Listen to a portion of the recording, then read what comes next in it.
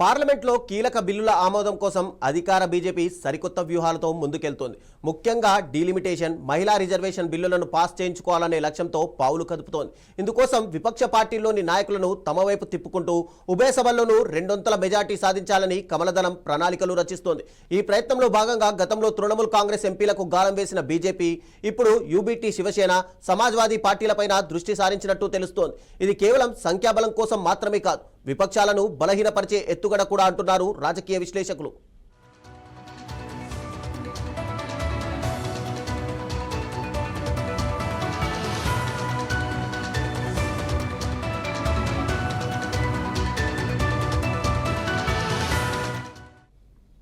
పశ్చిమ బెంగాల్లో గతంలో అధికారంలో ఉన్న తృణమూల్ కాంగ్రెస్ ఎంపీలు తమ మాజీ అధినేత్రి మమతా బెనర్జీపై తిరుగుబాటు చేయడం మనందరికీ తెలిసిందే.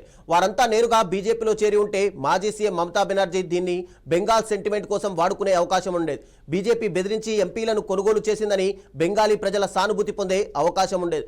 అందుకే వారంతా తృణమూల్ కాంగ్రెస్ నుండి విడిపోయి బెంగాల్ చిరునామాగా ఉన్న nationalist citizens party of India ఎన్సీపీఐని టేక్ ఓవర్ చేసుకున్నారు. జూన్ 16న జ్యోతి ప్రకాష్ చటర్జీ ఎన్సీపీఐ అధ్యక్షుడిగా బాధ్యతలు చేపట్టనున్నారు. ఇది తమకు బెంగాల్ ప్రయోజనాల కోసమే నిలబడ్డారని చెప్పుకోవడానికి, అదే సమయంలో కేంద్రంలోని ఎన్డీఏ కూటమికి మద్దతు ఇవ్వడానికి వీలు కల్పించిందని రాజకీయ విశ్లేషకులు అభిప్రాయపడుతున్నారు.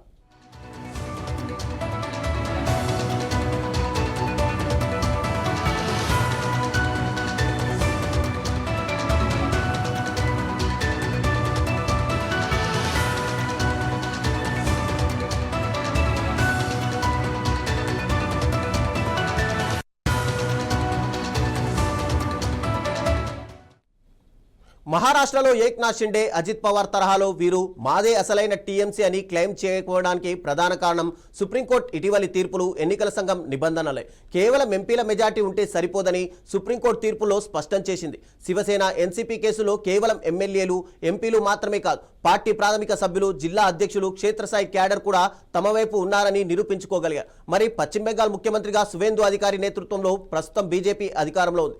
ఈ మొత్తం వ్యవహారం వెనుక కేంద్ర హోంమంత్రి అమిత్ షా వ్యూహరచన ఉందని రాజకీయ వర్గాల నమ్మకం.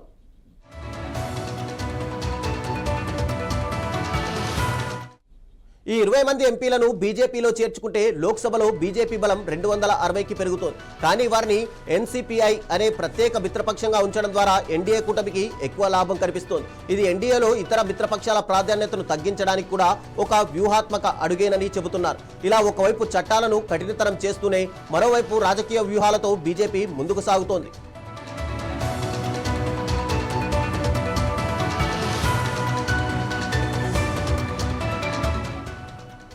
రాబోయే రోజుల్లో పార్లమెంట్ సెషన్స్, ముఖ్యంగా డీలిమిటేషన్, మహిళా రిజర్వేషన్ బిల్లుల చుట్టూ రాజకీయాలు మరింత వేడెక్కే అవకాశం కనిపిస్తోంది. విపక్షాల ఐక్యతను దెబ్బతీస్తూ సొంత బలాన్ని పెంచుకునేందుకు బీజేపీ చేస్తున్న ఈ ప్రయత్నాలు ఎలాంటి మలుపులు తిరుగుతాయో వేచి చూడాలి.